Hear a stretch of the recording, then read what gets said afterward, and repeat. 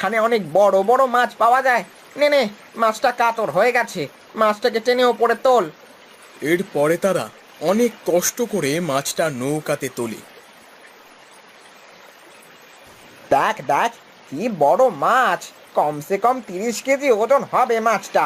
চল চল, তাড়াতাড়ি মাছ নিয়ে চলে যাই, আমরা একেবারে মালামাল হয়ে যাবো রে ভাই।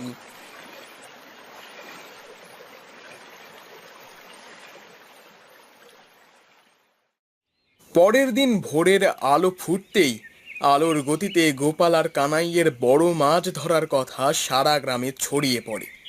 গোপাল আর কানাই মাছটাকে নিয়ে চলে যায় শঙ্করপুর গ্রামের বড় মাছের হাটে। তাদের ঘিরে হাটের সব লোক ভিড় করে দাঁড়িয়ে থাকে। কিছু সময়ের মধ্যেই মাছটি নিলামে ওঠে। এই সবাই শুনুন, বিগত 20 বছরে এত বড় মাছ কেউ ধরেছে কিনা